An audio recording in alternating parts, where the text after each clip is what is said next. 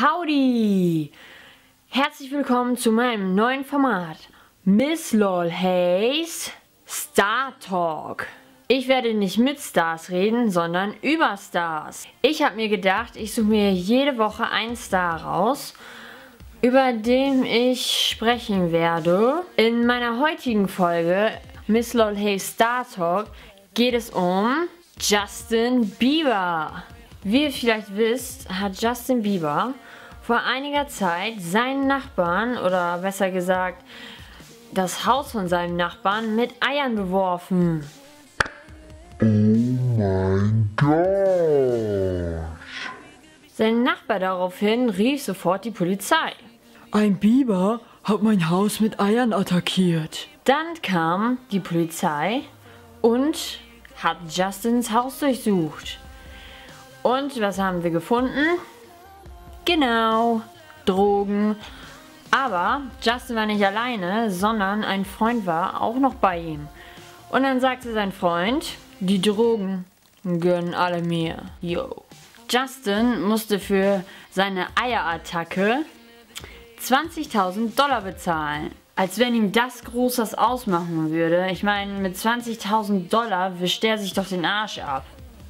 Naja, die Eierattacke war ja noch harmlos. Justin hat an einem illegalen Straßenrennen teilgenommen. Was hatte er im Blut? Alkohol.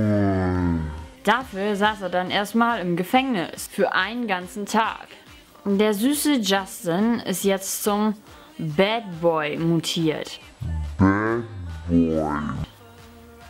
Wie findet ihr das? Findet ihr das gut oder total schlecht?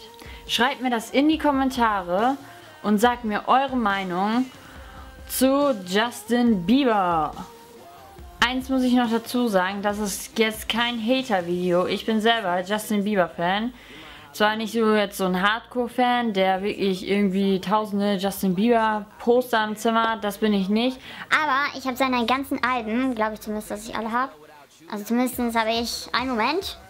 Ich habe das Believe Akustikalbum von Justin Bieber, da können wir sehen. Dann das stinknormale Believe Album und das Justin Bieber My Worth The Collection Album.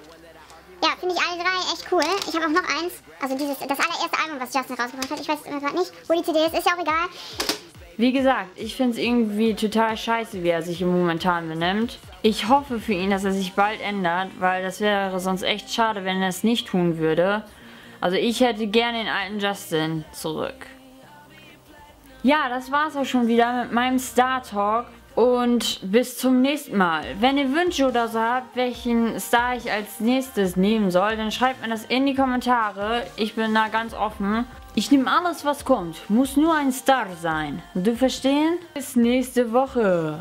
Tschüss.